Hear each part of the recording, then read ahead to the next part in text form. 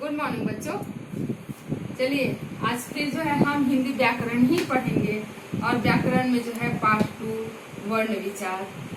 वर्ण विचार में पार्ट 1 में वर्ण क्या है, वर्ण की परिभाषा, वर्ण के कितने प्रकार हैं, वर्ण स्वर और व्यंजन के बारे में, इन सब के बारे में हम पहले पार्ट 1 में पढ़ चुके हैं। आज हम पार्ट 2 पढ़ेंगे। पार्ट 2 में जो है व्यंजन वर्ण किसे कहते हैं, व्यंजनों के कितने प्रकार हैं, व्यंजनों का स्वर रहित रूप क्या क्या है, और जो है अनुनासिक और अनुस्वार, वर्ण विच्छेद और वर्तनी के बारे में आज हम जानेंगे। चलिए व्यंजन वर्ण किसे कहते हैं, किसे कहते हैं व्यंजन वर्ण? स्वर की सहायता से बोले जाने वाले वर्ण व्यंजन वर्ण कहलाते हैं। स्वर की सहायता से ही तो व्यंजन वर्ण बोले जाते हैं। लिखने में तो स्वतंत्र रूप से आप लिख सकते हैं, लेकिन बोलने में हमेशा स्वर की सहायता लेनी पड़ती है। बिना स्वर के आप जो है इसका उच्चारण नहीं कर सकते हैं। जैसे क, ख, ग, घ आदि।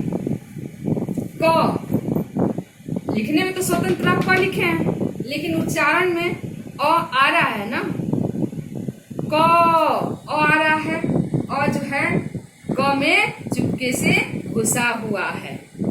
इसी प्रकार ख में भी अ क्या है, घुसा हुआ है चुपके से। लिखने में तो स्वतंत्र दिख रहा है आपको कि क ख लिखा गया है, लेकिन उच्चारण में अ जो है आ रहा है। इन वर्णों को हम 5 वर्गों में बांटा गया है। इन वर्णों को कितने वर्गों में बांटा गया है? 5 वर्गों में बांटा गया है। वो 5 वर्ग कौन कौन से हैं? जैसे कवर्ग, चवर्ग, टवर्ग, तवर्ग और पवर्ग। कवर्ग के अंतर्गत 5 आपके वर्ण है क, ख, ग, घ, अंग। उसी प्रकार चवर्ग में भी है च, छ, ज, झ, ञ। टवर्ग में भी है ट, ठ, ड, ढ, अण। तवर्ग में त, थ, द, ध, न। पवर्ग में प, फ, ब, भ, म। इन वर्णों को 5 वर्गों में जो है बांटा गया है। व्यंजनों के कितने प्रकार हैं? व्यंजनों को जो है कितने प्रकार हैं? उच्चारण की दृष्टि से व्यंजनों के 4 प्रकार माने गए हैं। उच्चारण की दृष्टि से व्यंजनों के कितने प्रकार माने गए हैं? 4। कौन कौन से हैं? स्पर्श व्यंजन, अंतस्य व्यंजन, उष्ण व्यंजन, संयुक्त व्यंजन। अब स्पर्श व्यंजन किसे कहते हैं? स्पर्श व्यंजन जिसमें हमारी जिह्वा विभिन्न भागों को छूती हुई, स्पर्श करती हुई निकल बाहर जो है वर्ण बाहर आती है, उससे जो हम क्या कहते हैं? स्पर्श व्यंजन कहते हैं। वो विभिन्न स्थानों को छूती है। हमारी जिह्वा मुख के जो अंदर विभिन्न स्थान है उनको छूती है, उसे जो है हम स्पर्श व्यंजन कहते हैं। स्पर्श व्यंजन जो है कितने वर्ण आते हैं उसके अंतर्गत? क से म तक के, कवर से पवर्ग तक, ये सभी जो है स्पर्श व्यंजन है। इन सभी को हम क्या बोलते हैं? स्पर्श व्यंजन बोलते हैं। अंतस्य व्यंजन किसे कहते हैं? अंतस्य व्यंजन क्या है? ये जो है स्वर और व्यंजन के बीच में स्थित होने के कारण इसे जो है हम अंतस्य व्यंजन बोलते हैं। इसमें जिह्वा किसी विशेष स्थान को नहीं स्पर्श करती, नहीं छूती है। किसी भी विशेष स्थान को जिह्वा जो हमारे क्या करती है? नहीं छूती है। उसे हम क्या कहते हैं? अंतस्य व्यंजन कहते हैं। अंतस्य व्यंजन कितने होते हैं? अंतस्य व्यंजन 4 होते हैं। कौन कौन से हैं? य, र, ल, व। हमेशा ध्यान दीजिएगा, अंतस्य व्यंजन कितने होते हैं? 4 होते हैं, य, र, ल, व। अब उष्ण व्यंजन किसे कहते हैं? उष्ण व्यंजन में हमारी सांस जो है, उष्ण व्यंजन में क्या होता है? जो हमारी सांस है उसमें तेजी आ जाती है, गर्मी पैदा हो जाती है, घर्षण होने लगता है, उसे हम क्या कहते हैं? उष्ण व्यंजन कहते हैं। ये भी 4 हैं, उष्ण व्यंजन भी 4 हैं। कौन कौन से हैं? श, स, ह। कौन कौन से हैं? श, स, ह। अंतस्य भी 4 है, उष्ण भी 4 है। तो आप स्पर्श, अंतस्य और उष्ण समझ गए। अब जो है चौथा है संयुक्त व्यंजन। संयुक्त व्यंजन किसे कहते हैं? दो वर्णों के मेल से जो नया वर्ण बनता है उसे हम क्या बोलते हैं? संयुक्त व्यंजन बोलते हैं। संयुक्त व्यंजन भी 4 होते हैं। कौन कौन से हैं? छ, त्र, श्र, ज्ञ। अब 2 वर्ण कौन कौन से मिल रहे हैं यहाँ पर? जैसे ये छ आ गया, छ, त्र, श और ज्ञ, ये आपके संयुक्त व्यंजन हो गए। अब छ किस प्रकार से 2 वर्ण मिला है? क प्लस श, ये क्या हो गया? छ। इसी प्रकार त प्लस र, स प्लस र, ज प्लस ज्ञ, मिला करके जो है 2 वर्ण जब मिलते हैं तो एक नया वर्ण बनता है, उसे हम क्या बोलते हैं? संयुक्त व्यंजन बोलते हैं। अब संयुक्त व्यंजन तो आप समझ गए। व्यंजन गुच्छ भी आपके बुक में दिया हुआ है कि व्यंजन गुच्छ किसे कहते हैं? जब 2 या 2 से अधिक व्यंजन एक साथ बिना विराम दिए, जब 2 या 2 से अधिक व्यंजन एक साथ बिना विराम दिए, बिना रुके बोले जाते हैं, तब उनका मेल क्या हो कहलाता है? व्यंजन गुच्छ कहलाता है। बिना रुके बोलना है, वहाँ क्या हो जाता है? व्यंजन गुच्छ हो जाता है। इसमें पहले व्यंजन के उच्चारण में से, इसमें जो हम पहला व्यंजन होता है उसके उच्चारण से अ का लोप हो जाता है। जैसे अ का लोप हो जाता है, जैसे आपको दिया है श्याम, श्याम। अब इसको जो है इसमें अ का लोप कैसे हो रहा है? देखिए, श प्लस य। अब यहाँ पर आपका ये जो है यहाँ श्याम आ जाएगा। यहाँ पर अ का क्या हो गया? यहाँ जो है श प्लस य हो रहा है, यहाँ श और य का मेल हो रहा है, लेकिन उच्चारण में तो अ आ रहा है, अ का यहाँ पर लोप हो जाता है। ये हो गया आपका व्यंजन गुच्छ। व्यंजन गुच्छ में एक द्वित्व व्यंजन भी होता है। द्वित्व व्यंजन किसे कहते हैं? जहाँ एक ही वर्ण 2 बार मिले। जब एक ही वर्ण 2 बार मिलते हैं तो वहाँ जो है द्वित्व व्यंजन होता है। जैसे आपका है चक्का, चक्का शब्द है, तो यहाँ क और क 2 व्यंजन क्या हो रहे हैं? एक साथ मिल रहे हैं, एक साथ मिल रहे हैं, तो ये जो है आपका ऐसे हो जाएगा क, चक्का। जब 2 व्यंजन मिलते हैं तो यहाँ पर इस प्रकार आपका लिखेंगे आप चक्का। ये जो है द्वित्व व्यंजन होता है, 2 व्यंजनों का क और क का मेल हो रहा है यहाँ पर, तो ये जो है आपका द्वित्व व्यंजन हो गया। ये व्यंजन कुछ है। आप इसमें अन्य उदाहरण भी दिया हुआ है, जैसे श्याम बताएं उसी प्रकार से है, गम्य है, उद्यान है, सत्य है आदि जो है आप व्यंजन कुछ के अंतर्गत ये शब्द दिए गए हैं, इनको देख लीजिएगा। अब हम पढ़ेंगे आगे जो है व्यंजनों का स्वर रहित रूप क्या है। व्यंजनों का जो है स्वर रहित रूप, उसके बारे में आज हम यहाँ पर चर्चा करेंगे। व्यंजनों का स्वर रहित रूप जो है हलंत लगा कर लिख सकते हैं। हलंत जहाँ लगता है तो क्या हो जाता है? वहां पर स्वर का लोप हो जाता है। जैसे आपको बताए थे संयुक्त व्यंजन में क के नीचे हलंत लगा था और स भी लिखा गया था, लेकिन वहां जो है अ का लोप नहीं हुआ था और व्यंजन गुच्छ में लोप हो जाता है। और यहाँ क्या दे रहा है? व्यंजनों का लोप हो जाता है। तो जहां पर हलंत लग जाता है वहां पर व्यंजन अ का जो है लोप हो जाता है। लिखने में तो है कि जो है आप समझ जाएंगे कि यहाँ लोप हुआ है, लेकिन उच्चारण में ऐसा संभव नहीं है। सिर्फ और सिर्फ लिखने में ही ये संभव है, उच्चारण करने में ये संभव नहीं है। हम किसी भी वर्ण को अरहित रूप में तो लिख सकते हैं, लेकिन उसका उच्चारण हम उसके बिना नहीं कर सकते हैं।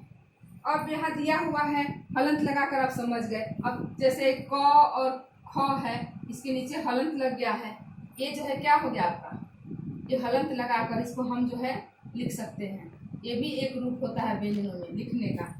इससे लगाने से समझ में आ जाता है कि यहाँ जो है और का लोप हो गया है। किसका लोप हो गया है? अ का लोप हो गया। और पाई हटाकर कैसे समझेंगे? जैसे हम यहाँ पर च, इस तरह पूरा च लिखे हैं, तो जब यहाँ आधा च जो है क्या हो गया? यहाँ पाई हट गया, तो पाई हटा करके भी यहाँ पर समझिए कि अ का लोप हो गया। ये भी एक प्रकार से जो है हम व्यंजन लिखते हैं। च पाई हटाकर हो गया। घुंडी हटाकर, अब घुंडी हटाकर कैसे आप लिखेंगे? क में ऐसे अगर हम लिखते हैं तो घुंडी लगता है, और जब घुंडी नहीं रहेगा तो ऐसे हो जाएगा। तो घुंडी हटा करके भी जो है व्यंजन का ये अरहित रूप है। इस प्रकार आप व्यंजन को लिख सकते हैं। इस प्रकार जो है आप व्यंजन लिख सकते हैं। अब जो है हम आगे पढ़ेंगे ड और ढ का प्रयोग किस प्रकार करना है। ड और ढ का प्रयोग या तो शब्द के बीच में होता है या शब्द के अंत में होता है। ड और ढ का प्रयोग कैसे होता है, या तो शब्द के बीच में होता है या तो शब्द के अंत में होता है। जैसे जैसे बढ़ना, सड़क, पकड़ आदि। बढ़ना में ढ कहाँ आया है, बीच में आया है। सड़क में अड़ा कहाँ आया है, बीच में आया है। और पकड़ में कहाँ है, अंत में आया है। ड और ढ, अड़ा और ढ का प्रयोग हमेशा या तो बीच में होता है या तो अंत में होता है। इससे कभी जो है प्रारंभ नहीं होता है, कभी भी जो है इससे हम जो शुरुआत नहीं करते। इसको जो है आप ध्यान रखिएगा। अब जो है हम पढ़ेंगे अनुनासिक अनुस्वार। अनुनासिक और अनुस्वार क्या है। ये चंद्र बिंदु जो है ये अनुनासिक का चिन्ह है। चंद्र बिंदु जो है किसका चिन्ह है, ये अनुनासिक का चिन्ह है। इसका प्रयोग करते समय मुख और नासिका, जब हम इसका प्रयोग करते हैं तो मुख और नासिका दोनों से जो है श्वास जो है बाहर निकलता है। अनुनासिक में क्या होता है, मुख और हमारे नाक से जो है श्वास नासिका से बाहर निकलता है, उसे हम अनुनासिक स्वर कहते हैं। जैसे ऊंट, चांद, उंगली, ये सब क्या है, अनुनासिक जो है स्वर लगा करके अनुनासिक शब्द चिन्ह से आपके जो शब्द बने हुए हैं। अनुस्वार, अनुस्वार, अनुस्वार जो है ये अनुस्वार का चिन्ह है। चंद्र बिंदु जो है ये क्या, चंद्र बिंदु तो अनुनासिक का हो गया। असिप जो है ये बिंदी जो है अंक का, ये जो है अनुस्वार का चिन्ह है। इसका प्रयोग स्वरों की तरह जो है स्वतंत्र नहीं उच्चारण होता है। इसका प्रयोग जो है स्वर जैसे स्वतंत्र रूप से उच्चारण उसका होता है, उस प्रकार इसका उच्चारण स्वतंत्र नहीं होता। इसका प्रयोग व्यंजन के साथ होता है। इसका प्रयोग हमेशा जो है व्यंजन के साथ होता है। और इसमें जो है इसकी स्थिति जो है व्यंजन और स्वर के बीच की हो जाती है। जब ये व्यंजन के साथ इसका उच्चारण होता है तो इसकी स्थिति क्या हो जाती है, स्वर और व्यंजन के बीच की हो जाती है। इसमें जो है हमेशा ध्यान दीजिएगा, इसका प्रयोग करते समय जो ये आपका कवर टवर्ग दिया है व्यंजन का, उसमें का पांचवा वर्ण कैसे लिखा जाता है, पांचवा वर्ण जो है उसको हम कैसे लिखते हैं।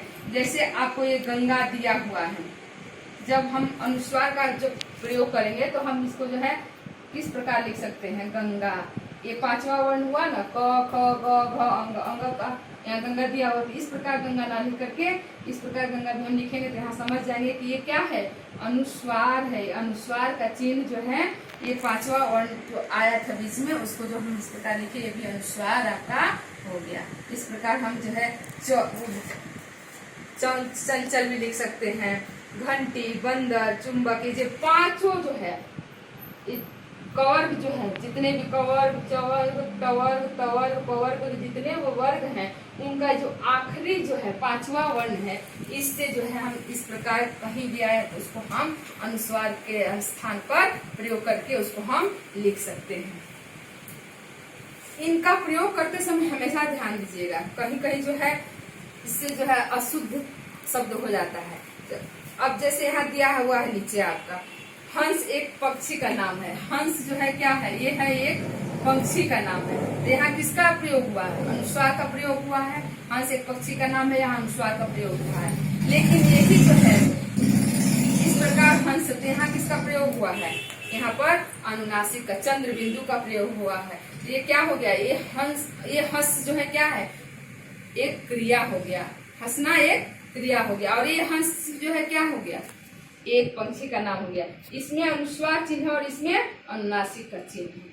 देखने के लिए तो दोनों सेम दिख रहे हैं, कहीं ऊपर जो थोड़ा सा बस वो अंतर है, एक अनुनासिक और एक अनुस्वार है। इस प्रकार आप जो है इसको जो है लिख सकते हैं, अनुनासिक और अनुस्वार को। आगे जो है हम पढ़ेंगे वर्ण विच्छेद। वर्ण विच्छेद किसे कहते हैं, शब्द का निर्माण किससे होता है, वर्णों के मिलने से ही होता है। वर्णों के मिलने से तो शब्द बनते हैं, तो शब्द का निर्माण वर्णों से होता है। यदि शब्द में प्रयुक्त वर्णों को अलग अलग कर दिया जाए तो उसे हम क्या कहते हैं, वर्ण विच्छेद कहते हैं। शब्द जो बनते हैं वर्णों के मिलने से बनते हैं, और उन्हीं वर्णों को अगर अलग अलग कर दिया जाए तो क्या हो जाएगा, वो वर्ण विच्छेद हो जाएगा। उन शब्दों को अलग कर देंगे तो हम वर्ण विच्छेद हो जाएगा। जैसे यहाँ दिया हुआ है क जमा ओ जमा य जमा अ जमा ल जमा ल जमा अ, तो क्या हो जाएगा, कोयल। कोयल शब्द है, और उस शब्द को किस प्रकार हम जो है अलग अलग वर्ण करके वहां पर लिखे हैं। एक और है ईश्वर, ई जमा श जमा व जमा अ जमा र जमा अ, क्या हो गया, ईश्वर। शब्द कोई भी शब्द को दे दिया जाए तो आप लिख सकते हैं। जैसे अचानक, अचानक है अ जमा च जमा आ जमा न जमा अ जमा क जमा अ, अचानक। अचानक शब्द है, अब उसको अलग अलग वर्णों में करके आप इस प्रकार उसका विच्छेद करेंगे। वर्ण विच्छेद समझ गए। अब वर्तनी क्या है, वर्तनी के बारे में हम पढ़ेंगे। वर्तनी क्या है, वर्तनी का शाब्दिक अर्थ है पीछे चलना। जो हमारे मुख से ध्वनि निकलती है वर्ण हो जाती है, और उन्हीं जो है ध्वनियों का एक निश्चित जो है क्या होता है, चिन्ह निर्धारित किया गया है। तो हमारे आगे हम बोलते हैं, पीछे तो चिन्ह हम निर्धारित करते हैं। ये जो है पीछे चलना, वर्तनी का क्या अर्थ हो गया, पीछे चलना शाब्दिक अर्थ।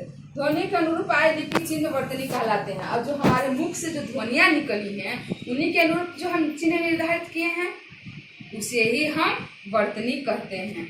वर्तनी संबंधी निम्नलिखित नियमों का ध्यान रखना चाहिए। लिखने में, बोलने में तो जो ध्यान रखना अलग बात है, लेकिन लिखने में हमें विशेष जो है ध्यान रखना चाहिए।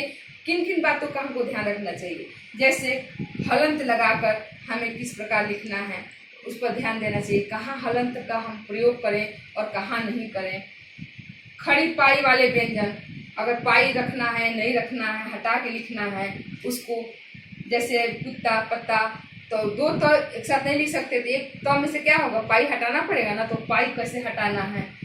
और तत्सम शब्द किस प्रकार उसका हमको लिखना है, कहाँ हाइफन डालना है, कहाँ कॉमा लगाना है, कहाँ विराम चिन्ह लगाना है, कहाँ नुक्ता चिन्ह लगाना है, आदि पर जो है हमें जो है विशेष ध्यान देना चाहिए। पूरा वर्तनी आप पढ़ लीजिएगा, इसको आप पढ़ेंगे आराम से समझ में आ जाएगा। इसमें कुछ विशेष है नहीं, याद रखने योग्य कुछ बातें हैं, इसे जरूर आप याद कर लीजिएगा। आओ अभ्यास करें, ये जो बुक में दिया हुआ आओ अभ्यास करें, इनको जो है पूरा फिल कर लीजिएगा। निम्न शब्दों में उचित स्थान पर अनुनासिक चिन्ह लगाकर शब्द दिए गए स्थान पर लिखो। ये शब्द दिए हुए हैं, इसमें किसका चिन्ह लगाना है, अनुनासिक का। बताएं अनुनासिक का चिन्ह जो है ये है आपका, अनुनासिक का चिन्ह लगाना है। ट ठ ड ढ अड़, ये सब शब्द से आपको क्या करना है, दो दो शब्द बनाना है। किस प्रकार इसका इससे शब्द बनाएंगे वो बनाइएगा। और निम्नलिखित संयुक्त व्यंजनों से दो दो शब्द लिखिए। यहाँ संयुक्त व्यंजन जो दिए हुए हैं, द्वित है और एक सामान्य है, उससे आपको शब्द बनाना है। निम्न संयुक्ताक्षर किन अक्षरों के मेल से बने हैं, और यहाँ पर छ त्र स्र दिया हुआ किन अक्षरों के मेल से बना है, इसके बारे में आपको लिखना है। वर्ण विच्छेद करना है, यहाँ वर्ण विच्छेद आक्रोश है, प्रशांत है, प्रार्थना है, इसके बारे में जो है शब्द दिया हुआ अब विच्छेद करके आपको लिखना है। वर्ण विच्छेद से बने शब्द जो है यहाँ पर दिए हुए हैं, ये शब्द जो है विच्छेद करके आपको शब्द बनाना है। ये वर्ण विच्छेद है, अब इनसे आपको शब्द बनाना है। अ जमा ठ जमा अ जमा ह जमा त जमा त जमा अ जमा र जमा अ, क्या बनाएंगे, 78। इससे आप वर्ण विच्छेद है, इसे हमको शब्द बनाना है, तो इसे 78। अनुमति, स्त्री, सुविधा, स्वतंत्र, विरुद्ध, ये जो है आपके शब्द बने हैं इन विच्छेदों से। आगे जो है बहुविकल्पी प्रश्न है, इन्हें भी आप आराम से भर लेंगे, कर लेंगे, मुझे पूरा उम्मीद है। सब इजी है, आराम से कर लेंगे आप लोग। ये सभी जो है चैप्टर करके एक बार आप हमें दिखा दीजिएगा, और छोटे छोटे क्वेश्चन बना करके आप जो है कॉपी में लिख सकते हैं। जैसे व्यंजन किसे कहते हैं, स्वर किसे कहते हैं, वर्ण की परिभाषा दीजिए, वर्ण के कितने प्रकार हैं, इस प्रकार छोटे छोटे आप क्वेश्चन बना के कॉपी में आपको लिखना है, और लिख करके हमें जो है दिखाना है। पूरा उम्मीद करते हैं चैप्टर जो है आपको अच्छी तरीके से समझ में आ गया होगा।